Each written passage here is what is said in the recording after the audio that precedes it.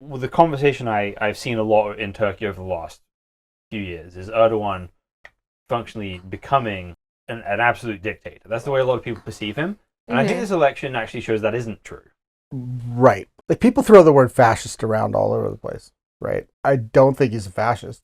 I think he's an Islamic leaning, leader, right? Who believes in the guy at the top has to be a strong, authoritative leader. People were saying that he was going to try and amend the Constitution so that, Heard about that. he could continue on in some role in the government, like in control of the government. And they're saying that that's not likely now. Islam will continue to be triumphant until there have been 12 Khulafa, all of them from Al-Quraysh. The God of heaven will set up a kingdom that shall never be destroyed, nor shall the kingdom be left to another people. It shall break in pieces all these kingdoms and bring them to an end, and it shall stand forever. This is my brother, my executor, and my successor among you, so listen to him and obey. My kingdom is not of this world. If my kingdom were of this world, my servants would have been fighting. Whoso obeys me obeys God. Whoever disobeys me disobeys God. Whoever disobeys my commander disobeys me. The Lord said to me, You are my son. Today I have begotten you. Ask of me, and I will make the nations your heritage, and the ends of the earth your possession. Two systems of government, two visions for life on earth. Whichever is true changes everything. This is Christ and Khulafa. Welcome to Christ and Caliphate. Today we're going to talk about the elections in Turkey and what that can mean for the country. What's going on in Turkey right now? Wow, they just had local elections. It was like kind of like what we would call here in America a midterm election, right? Where, you in America, you would vote for your congressman or your mayor, or whatever. And there wasn't a presidential candidate at the top of the ticket. So it was essentially the same thing in Turkey, where mayors were running for re-election. They have a parliamentary system, so parliamentary seats were open, but there was no, call to vote on the prime minister. So I'm actually curious how much these, because when we think about the mayor of Seattle, right? When Bruce Harrell wins the mayorship of Seattle, I think that's the thing, it doesn't have any impact on national politics. But people, from what I can see it talking about this as if it has some implication on national politics. How much is that true? Oh, it's 100% true, because Erdogan came from Istanbul. And had his political, bona fides are from there, and then he became prime minister. And I think, you could look at it like the governor of New York will run for president, or the governor of California, or the governor of Texas, or these people who have Florida is another one, right? Just in this last election cycle, there was a lot of buzz about DeSantis running for president. So Turkey is much smaller, right? And it has large cities, but very few metropolitan kind of mega cities. Istanbul being the one, right? Ankara being another very large city, and there are Adana and some of the other ones in the south. There are big cities there, but the most influential is Istanbul. And I think you could kind of liken it to what's happening in California. People want Gavin Newsom to run for president because he's governor of California. Well, the governor of Istanbul has that same kind of clout, right? Whatever job you do there is what you would bring to being prime minister. Okay, so say the mayor of Istanbul then is more equivalent to a governor level position in the US? Yeah, I think, as far as it relates to local governorship. So United States is a little different because we have 50 independent states, right? That the mayor of Istanbul has responsibility over the city of Istanbul, but is still subject to, the prime minister, right? And what Erdogan has done is kind of lock down these big cities, and slowly kind of eliminate the opposition presence, so that the vote comes back for him. So in losing, these big cities, it really is a huge blow, and positions the mayor of Istanbul or Ankara, these opposition mayors that are in opposition to a national party, to put them in a position where they can position themselves for the prime ministership. Do we know if it's the first time that he's lost those big cities, or has he lost them in the past? 20 years? No, nobody's won in the opposition party hasn't won in Istanbul for like 45 years. In those cities. Well, Istanbul, the opposition gained Istanbul like 5 years ago, though, right? Yeah. I mean, before that. Before that. Yeah. So Erdogan had it for like 25 years or something. Yeah. And then Istanbul was the first one.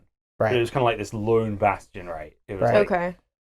Istanbul is this, more liberal city close to Europe. Right. Women don't wear hijabs there. There's an immaculate public doggo system, which is looked down upon by the rest of Turkey. Right. Because Oh. Istanbul loves their street dogs, Right. and they splay them and they neuter them, but people feed them. So then they vaccinate them. I mean, that's not entirely true because other cities do that too, but they've taken the lead from Istanbul. Right. Yeah. So, like, you go to Istanbul, you go to Roosevelt, like the neighborhood in Seattle, where Armistice is south of here. There's dog poop everywhere. Right. And people like nowhere in Turkey. Yeah, Right. It's so clean. and there's dogs everywhere. Dogs everywhere, like And then- right in front of the butcher shop, waiting for somebody yeah. to throw them a bone. Right. Just taking a nap. Right. Oh, Hanging Yeah. out in the street. cool. Just being completely chill and docile. Yeah. And, here, dogs are owned by people. They're yappy and bark at people, and they leave poop everywhere. Yeah. The owners leave poop. And somehow, in Istanbul, these, feral dogs are kind of chill and poopless. And they belong to everybody, and Yeah. people just clean And up they're after. really socialized, and And you're saying that's a mark, or that's a cultural, like a part of their cultural identity in Istanbul that does not reflect the rest of the rest of Turkey. Yeah, so it may be more than the rest of Turkey now, but like I've heard Erdogan make public comments about like not liking the amount of dogs that are in Istanbul and seeing that as a problem, because generally, dogs are considered dirty in Islam. Mm-hmm. So you have street dogs in a lot of places, including like Egypt, which is also a majority Muslim country, but they're not nearly as prevalent or as like loved as they are in Istanbul. In Egypt, people love the street cats and they feed them, but not the Right. dogs. Turkey's the same way. Turkey loves the cats. Istanbul is like a cat city. It's regardless of whatever happens with the dogs, the cats are king. Yes, Right? but people also love the dogs there. Yeah. Which is a deeper. This is all a deeper truth Welcome to about Pet Talk. about the culture. Yeah. Well, I mean, it makes a difference, Like you have this country, in the United States when a policy gets passed in California, right? The rest of the country will start to copy it. Same thing in like New York City on the East Coast, right? So when these large like liberal cities start to adopt these policies, they filter out. You know what I mean? And that's where, particularly in Turkey, a lot of gatekeeping has been done, right? In the past, where, if the federal government doesn't, I mean, there's not a federal government, but the parliamentary government, the prime minister, and the ruling party don't like what's happening, in a series of legislation, that's where they'll squash it, right? Mm-hmm. That's where their focus, Istanbul, Ankara, and the big cities. Yeah. A lot of Really interesting. Erdogan's support comes from rural areas that are more traditional. That's his base, right? Like he appeals to Islamic tradition and wanting to, kind of position himself as a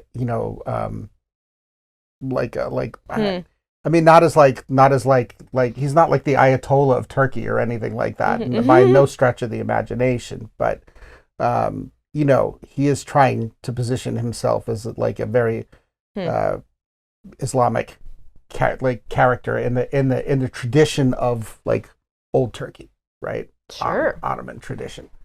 So, that's what we're seeing as far as how it plays out. But some in of those cities. rural places didn't like the vote didn't he didn't win there this time, right? Yes, because apparently the far right in Turkey viewed him as it's in Twitter. Twitter is like awful. Twitter is like the ashtray, not just of America. It is the ashtray of the world now. And if Twitter's the ashtray of the world, the YouTube comment section, no offense, guys, but it is like an ashtray in a public toilet. Right. Oh my gosh. But it's really in Eastern Europe. Right. Oh gosh, you went there. No.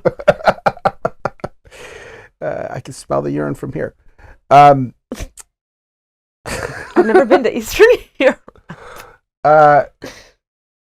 Just imagine, like the nastiest bathroom in Seattle on steroids. Oh no. Actually, No, yeah. that is the public bathroom at Pike Place Market. Oh It- yeah. it is by far the worst public bathroom in North America. I would agree.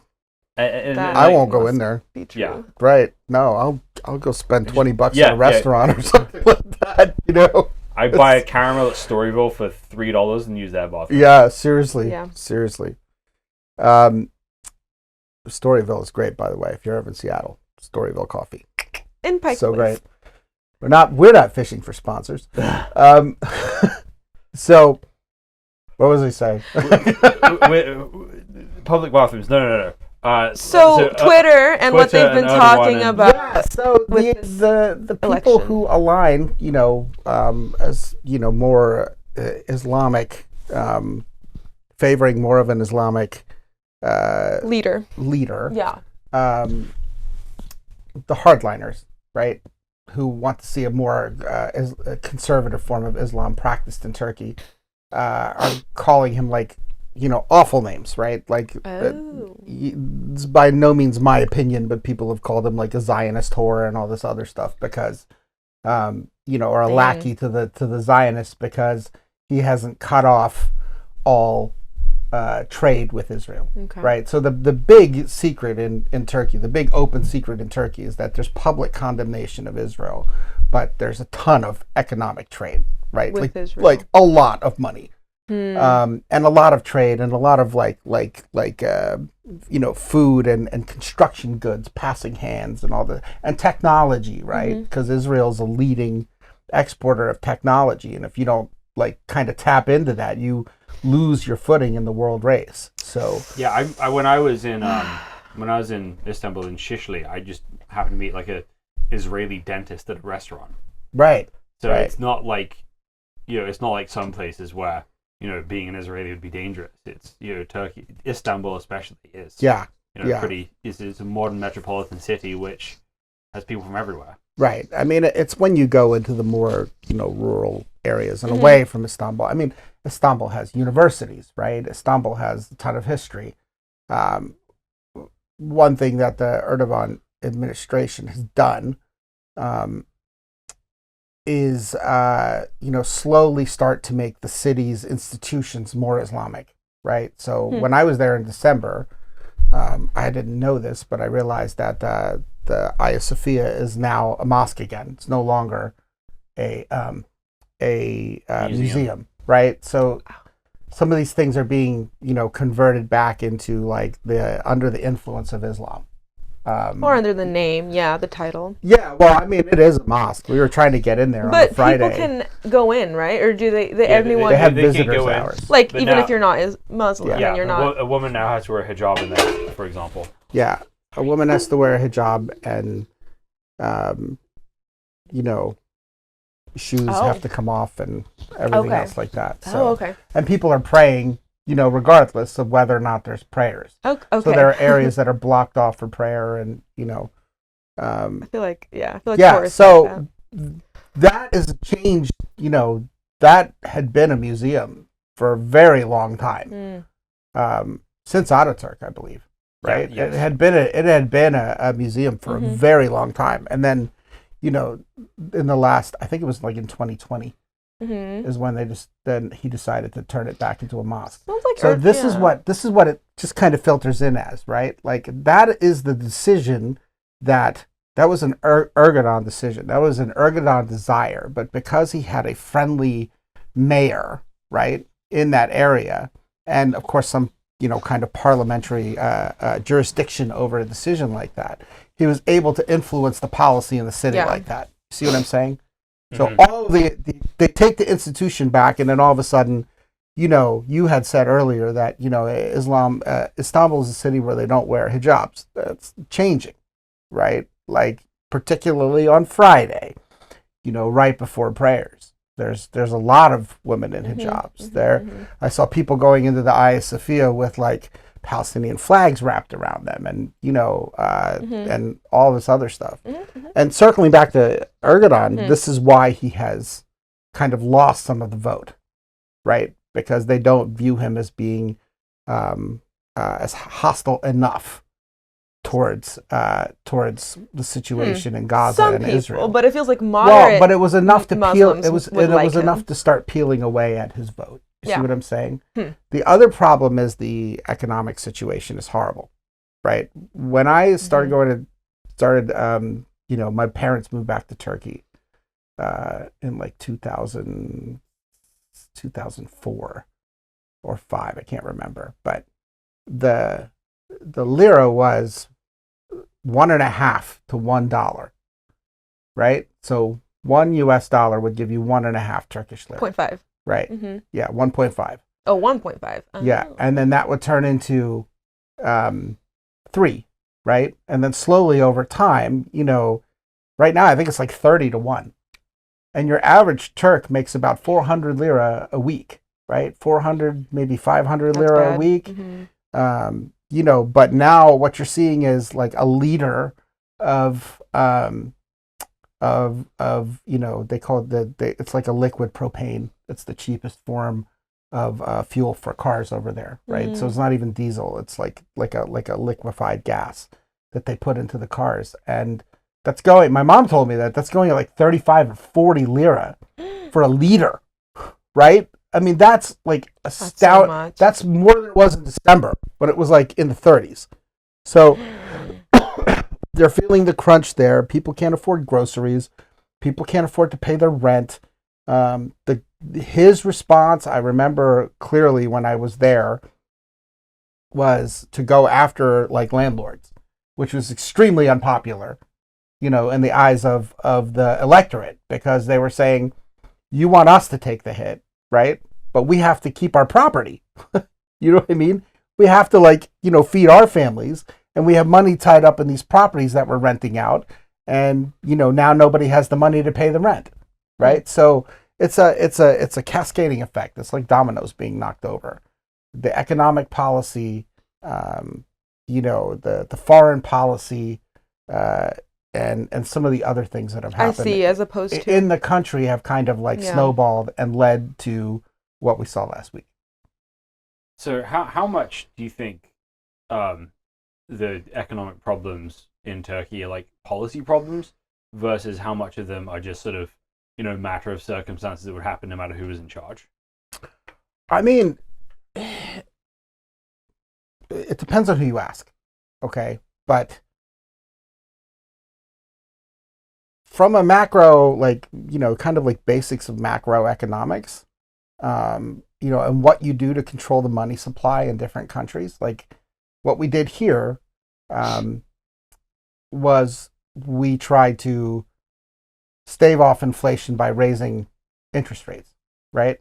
So now, before, like, for instance, here in Seattle, if you're looking for a home, about a year ago, maybe 2 years ago now, you could have bought a house with a really cheap interest rate, right? Yeah. Like maybe like 3%, historically low, right? Yeah. And now if you have like good credit and you start trying to buy a house, you're still going to be up at like this. I mean, we just did a like a HELOC, you know, like a home equity line of credit to like fix up our kitchen, and they hit us at 9%. So that's a lot, right, of interest. So what he has done is like where you're supposed to, you know, lower interest, like raise interest rates on loans and stuff like that. He's dropped them. So he's done the opposite. And he's done it for a long time. And he's done it, you know, things like that. Like, for instance, my mother told me she's getting 50% on her savings account. I was like, unheard of anywhere else in the world, right? And in the face of inflation like that, you need money out there. You need the money supply to be out there, not in the savings, not in like locked up in banks, right? So, you know, he's giving people 50% savings and then like lowering the loan rates, but it's compounding the problem. He hasn't listened to his economic advisors up until recently. Like right before the election, he made a concession and he said, I'm going to put this person in charge of finance. I'm no longer going to be involved in it, and he's going to make the decisions. But it still cost him, right? It wasn't enough. It was too little, too late. So I think that, I mean, yeah, because I think he was saying something like, "We're gonna fix the economic situation." Like after he lost, right? We're gonna make it right, and all sorts of things like that. So let me ask a question, right? Often when you have a government that takes over based on like an ideology, often people get appointed to positions based on their, you know, religious political ideology rather than their competence. Like their image. Whether or not they believe whatever they believe, like what their tag is, or like their... Well, yeah, but I do also mean people actually kind of believing these things. So, for example, right, if you have this, you know, mindset that, okay, God is with us, and He's put me in government, and the most important thing to do is to have, you know, righteous, pious people next to me. There is a risk then of excluding competent people who are perceived as impious in those moments. So, for example, right, Erdogan's government has very heavily stamped down everybody connected to the sort of Fethullah Gulen Hizmet movement. And Fethullah Gulen Hizmet, you know, say what you want about the movement, but it's emphasized a lot on education. Right. So inevitably, they fill up a lot of Turkey's highest positions, and because of that, because they've all been sort of kicked out of the country, or had to flee, and had their assets seized, you replace competent people with loyal people, and there are consequences to doing that, because, you know, the people you can trust aren't always the most competent people. Yeah, I guess I would push back on that a little bit, because go ahead. I still think that there are a lot of like really competent people in Turkey who really believed in what he was saying, right? You know, he was driving an ideology, right? Is still driving an ideology, but I think there's a difference between, you know, having competent people around and actually taking their advice. Right. So, you know, social policy is different, you know what I mean? But if we're going to talk about economic policy, there's a definite like trail of, no, he didn't listen to his economic advisors, right? And he did what he wanted. And he did it for a very long time. And now the economy is not like functioning, right? It's, you know, people can't afford to eat. So what I'm saying is, you know, I still think that there are competent people, even though their ideologies align with him. Turkey has always been ideological, right? Yeah. It's always like, Turks are very political. They've always been that way, and they believe in their politics, and they'll fight for their politics. They'll argue about politics, playing dominoes. or whatever, and sitting around drinking tea, or whether they're in a Turkish like song bar drinking rakı or whatever, and they won't associate with people from other parties, right? Like, I believe in this and I believe in this. So I would push back on that a little bit, but I do think that regardless, that's a governing dynamic of all politics. Sure. Right? Like, you want people who are there's very few leaders that will take like do what Lincoln did, right? And bring like a bunch of people who are in his opposition to him into his cabinet, so that people would have like I forget what it's called, but essentially to have balance. Sure. So I suppose, right? Well, the conversation I've seen a lot in Turkey over the last few years is Erdogan functionally becoming an absolute dictator. That's the way a lot of people perceive him. And I think this election actually shows that isn't true. Right. I think that the hard part for people is really, like, people throw the word fascist around all over the place, right? I don't think he's a fascist. I think he's an Islamic leaning, leader, right? Who believes in the guy at the top has to be a strong, authoritative leader, and take charge. And there's a lot of political conquest in there, right? Right. And he has done a lot of controversial things. I mean, like positioning himself to be the guy. I think what this election brings about is, it's, people were saying that he was going to try and amend the Constitution so that, Heard about that. he could continue on in some role in the government, like in control of the government. And they're saying that that's not likely now. Right, because of the scale of this loss. Now, listen, anything's possible, right? We've seen political comebacks before. I don't think his political ambitions are going to go away. I think that when you are a leader like that and you've been in power for 30 years, you're going to get like stale. Right? Things are going to get stale. The policies are going to get stale. You can get like into a place of the status quo is, well, as long as we're in charge, it doesn't matter if the interest rates are all jacked up and the economy's bad, because we're in charge. And if other people had power, they would do that would mean we're not in power, right? Yeah. Like, as long as we're in power. And inevitably it'd be worse if the other guys were in power. Right. And we're just protecting the people from, but then you go too far, right? Like, you don't listen to advisors. You make yourself the smartest person in the room. Right.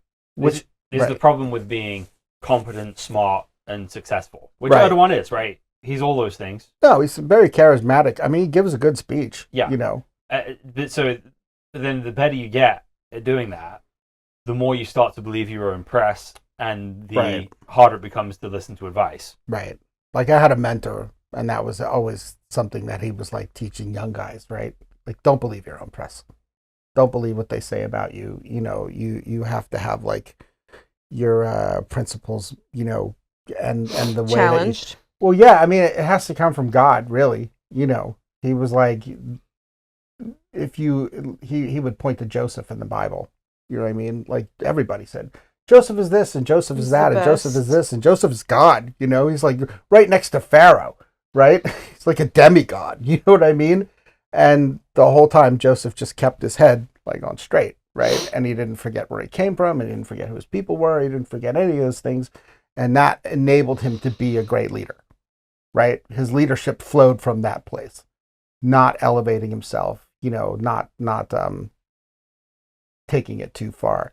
And unfortunately, when you have leaders that sit in power, particularly at the top of a political institution for 30 years, and then on top of that, you run all of your opposition out. right? I guess in a sense, then that is kind of a dictatorship in a way. Well, but it's not a There's dictatorship an element because of it. An I element. don't think that he can do whatever he wants, Sure. right? And I don't think that he can. He just has for a long time. He's used the machine to do it, Yeah. as opposed to what we would see like, when Saddam took power, he shot everybody in the Senate. He just dragged them out in front of the Senate and shot them in front of everybody. It's different for right? sure. So that didn't It's very happen in different. Turkey. I guess the idea is ultimate control by a leader, has dictatorial leanings. Yeah, but it also has. He's had popular support. Yeah, And the fact that he can lose an election this big shows that the popular support is not like just written in after the fact on paper. It really is Right. there to some extent. his re-election was close. Yeah. I mean, the fact that they had to go to a second vote, like a runoff, was, I think writing on the wall for this, right? The economy wasn't great then. People were questioning where the country was headed as far as its foreign policy and, domestic issues and inflation creeping up and gas getting more and more expensive and food getting more and more expensive. I mean, I don't think you guys understand, right? When I was there 10 years ago, a kilo of tomatoes was like half a lira. And it's like 3 or 4 now, right? And to a person who never made any money, that person's salary has never really increased, right? Yeah. It's not like here, where you get bonuses and all this other stuff. Sure. In a sense, it's still kind of got like a lot of socialist leanings in the way that the country's administered. That doesn't necessarily turn into, I'm an entrepreneur and I'm going to make a ton of money. So it sounds like if Erdogan could just fix the economy, all of perhaps those Muslim leaning people that would have voted for him would just vote for him. So it sounds like if he's just missing the economic component, and perhaps the ideology component is strong enough. Maybe. Let me put it to you this way. If you're in power for 30 years, you're going to have opposition. Okay? Duh. And what he did was manage to get rid of a main source of opposition, but that doesn't mean all opposition went away. And a lot of people went quiet, right? Like they would vote against him, but it wasn't enough. And I think particularly in like a parliamentary system like that, all you need to do is peel away seats, right? All you need to do is peel away like a city here and there. And then all of a sudden you start to get more of like an opposition voice. And I think that whoever he lost with the economy and whoever he lost with Israel, and maybe some of his other dealings with other countries and stuff like that. Yeah. I think it's just gotten old and stale.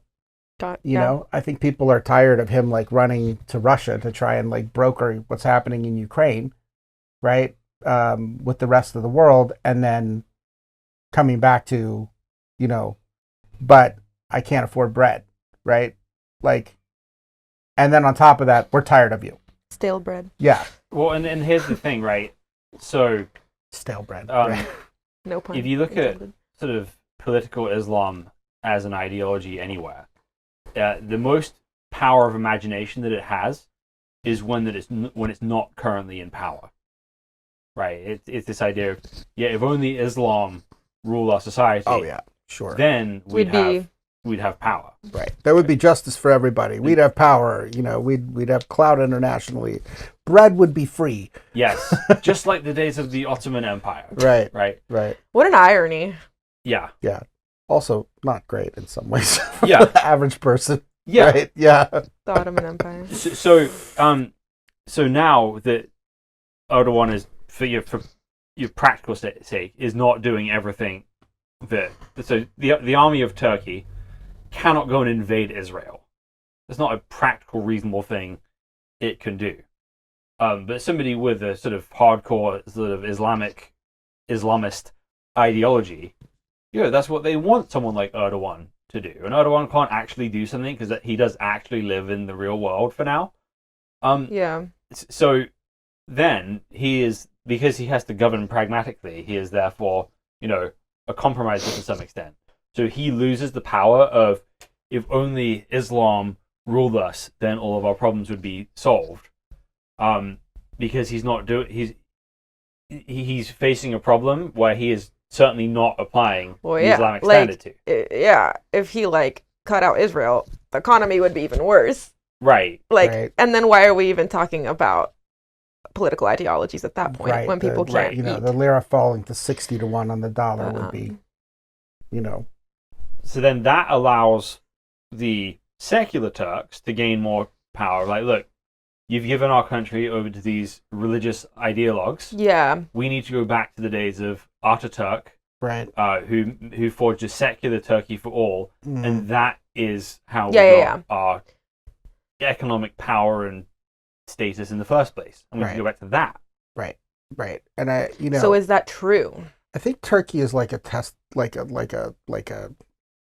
test case. It's kind of like it's an example, right, of what a government breaking away from Western democracy and headed towards that looks like, without a major revolution happened in Iran, right? So we still like some principles of democracy, but we're headed towards a more Islamic form of democracy. So that means that we have to alienate ourselves from Western policy, right, or Western ideas. In some ways, we have to look at the West like they're crusaders trying to take our lands, trying to relegate us to second place. So this also opens up a different set of discussion that we can maybe explore at another time. But Turkey tried very hard to be in the EU for a very long time, right? And we're never allowed it. And I think that's played a role into why we are where we are with him now, because decades of trying to be involved more in Europe and then being essentially, and this is true, right? You're the gardeners. You're our gardeners, right? Most of the produce in a lot of these other countries was coming from Turkey. And that's their economy was mostly, agrarian. And then what he did was start to shift it more towards manufacturing and construction and, making cement and sending these things.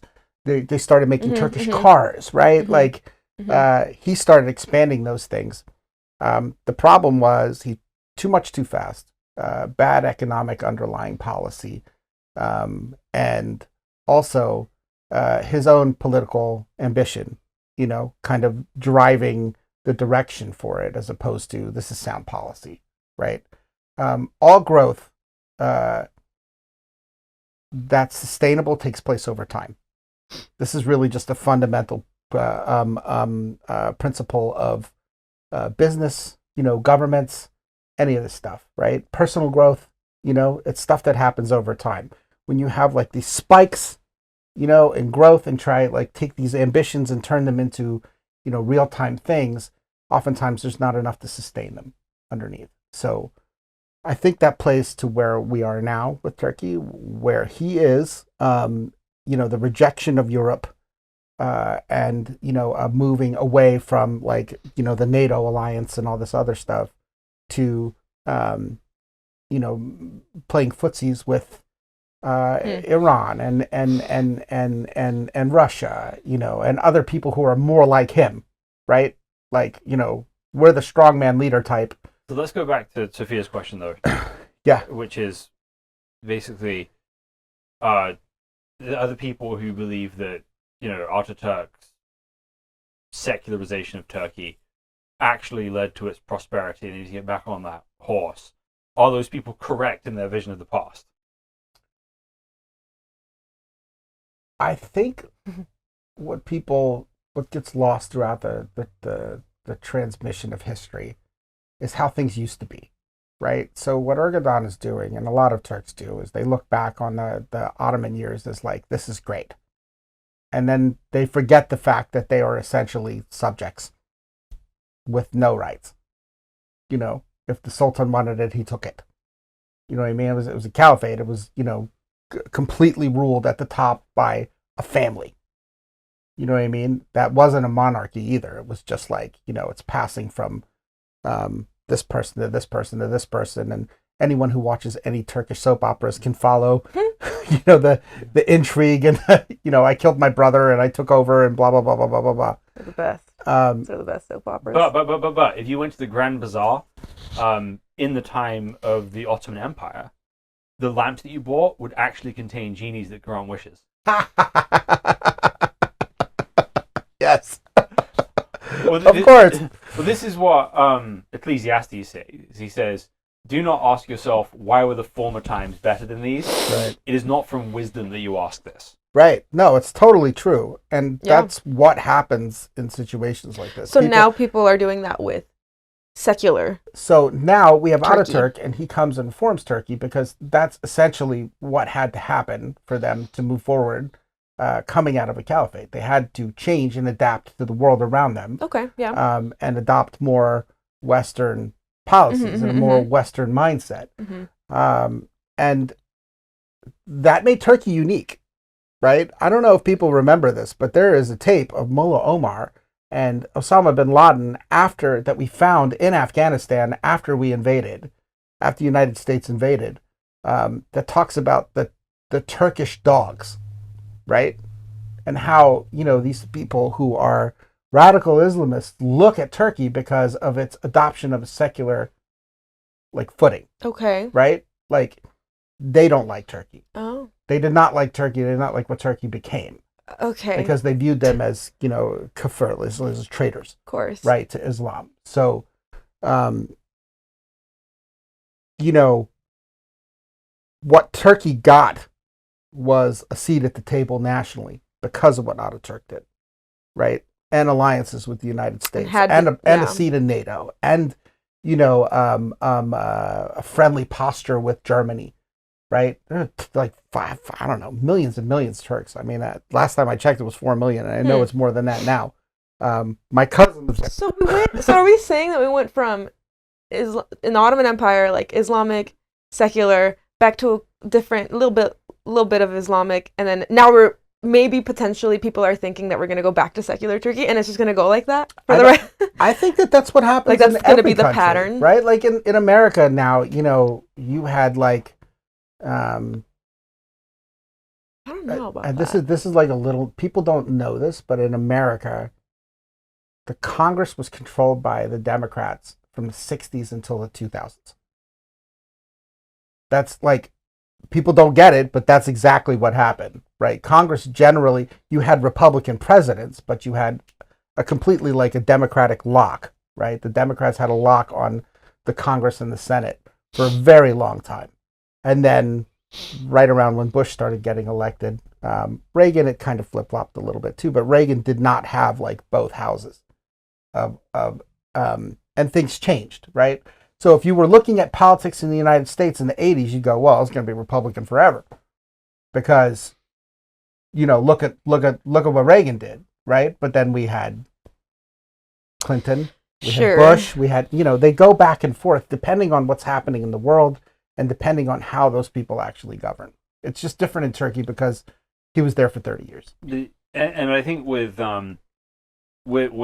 Turkey, it's actually almost a prototype for the rest of the Muslim world in some ways. Right. Because it really was the first Muslim nation that owned being an independent nation state in the sort of European Westphalia model of that. Right. So before the Ottoman Empire was defeated in the First World War, you had you literally had a sultan, and who was called the Caliph, right?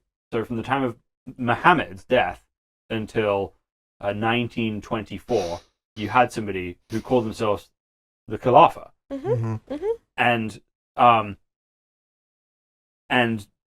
then Ataturk abolished the office of the Caliphate, and he said Islam will no longer be a religion of sword and politics, but it will be a religion of hearts and minds, and that's where it's going to flourish. Right. And so essentially, Ataturk is looking at the sort of European model of the sort of separation of powers, where you have the church for sure and the state in different spheres With the name of Islam. with the name of Islam, Yeah. right? And is applying that, on Islam Yeah. was really the first Muslim country to like try and do that. That's right. Yeah. Yeah, and to be honest, it worked. Okay. Because I Point think for Turkey's seculars. posture in the world, like, took off from Mhm. that moment. And the country never became, like, not an Islamic country, right? It just practiced, yeah. It just practiced Islam the way that Islam is practiced in Turkey. It never, like, like, had a Christian or like an Christian Orthodox or any of these other religions have never really. Turkey has always been like 99% ethnic Turk who are Muslims. Yeah. So, to his point, it worked. It stayed that way. Yeah. Yeah. However, the problem with it is that if you want to do that with Christianity, it actually works very well because Jesus says, my kingdom was not of this world. Right. If my kingdom were of this world, my servants would be fighting, but my kingdom is not from this world. Romans 13 talks about the sort of distinct role of the state, even a non-Christian state, Mhm. as God's servant for one thing, Right. and the church has a role, for another thing. Yeah. First Peter 2. Yeah. As well. Yeah. So there's a clear distinction in the biblical worldview between religion and the government. It's not that there's no overlap, but the Right. powers are separated. Right. Doesn't mean we don't want moral leaders and moral laws. We certainly do, and we're going to define those by biblical standards. Right. But we understand that the pastor's job is not the president's job, right? The separation of the powers. Yeah. The distinct powers. In Islam, you do not have that at all. No.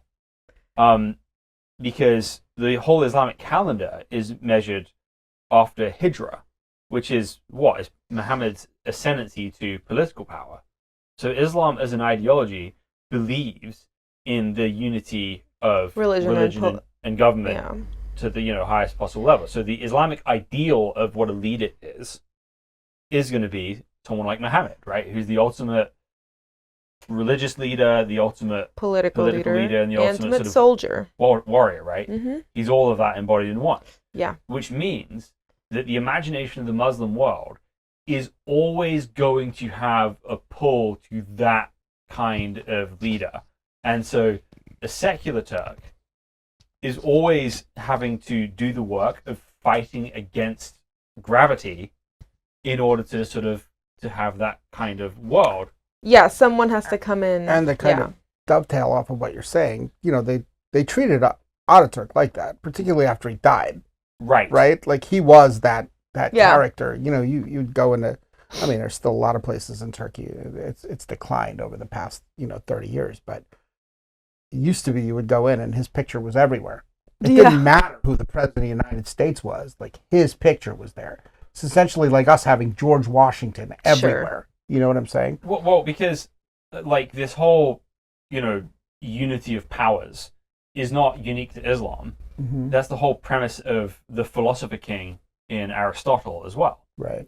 So, you take out Jesus from Europe, the model of greatness is Alexander the Great. Right. Right? You go conquer the world, Sure. and you're competent in philosophy. You're great. You're a brave warrior, and you basically essentially replace religion with proper philosophy. Right. But it's the same basic Right. premise.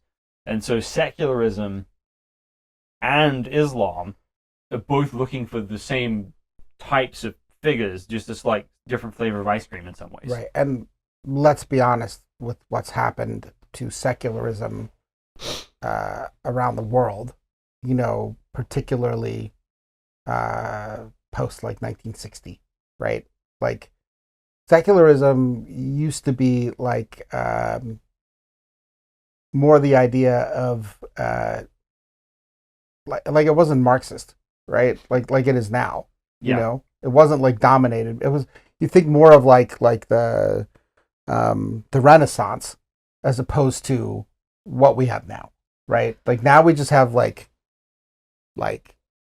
liberal anger And,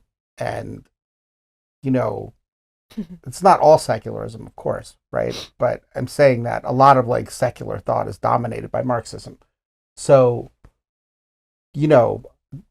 things have changed. And then once you start adopting that Marxism and implementing it into policy, right? Like, I was watching Rami, from the TV show Rami, Yusuf, give his monologue on Saturday Night Live. And he was talking about how the next president of the United States should be a trans woman, right? And the head's like exploding, right? Because the next breath he's talking about saying his prayers and, going to the mosque and talking to all these other Muslims and stuff like that. And, it's like these things come into conflict with Islam at its core, right? There's not like a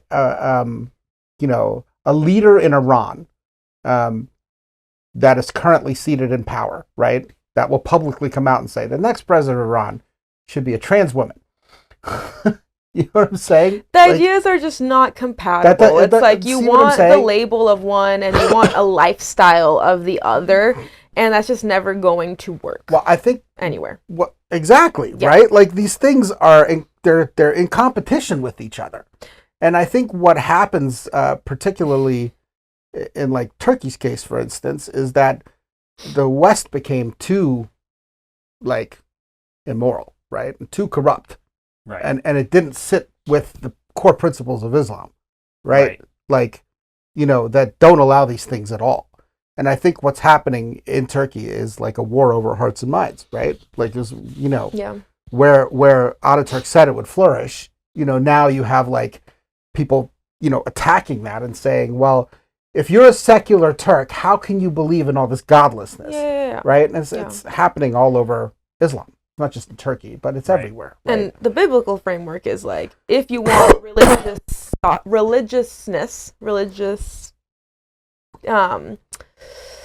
morals and like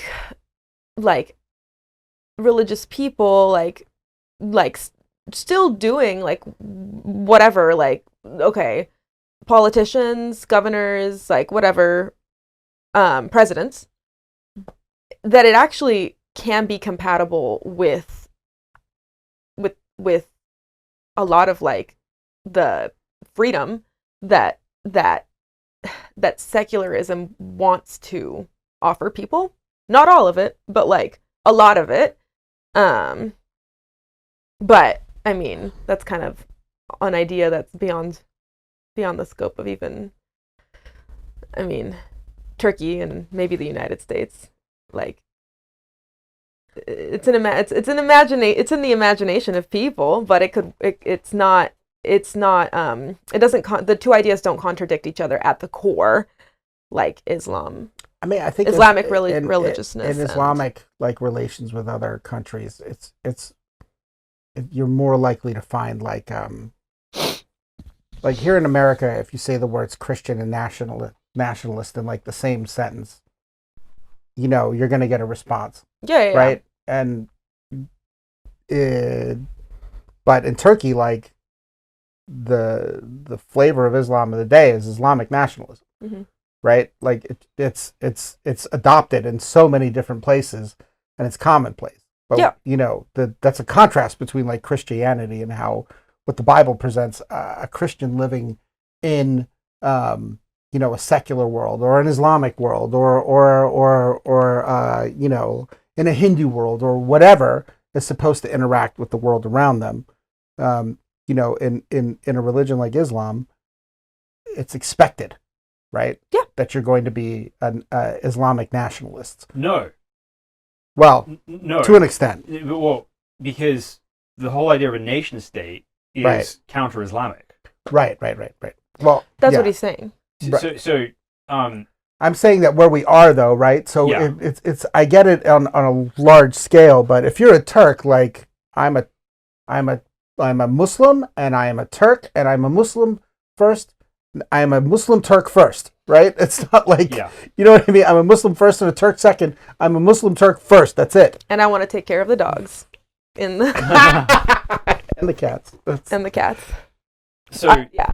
so ultimately, the sort of the difference Jesus offers than either Islam or secularism, in this case, is that every worldview needs a host ideology.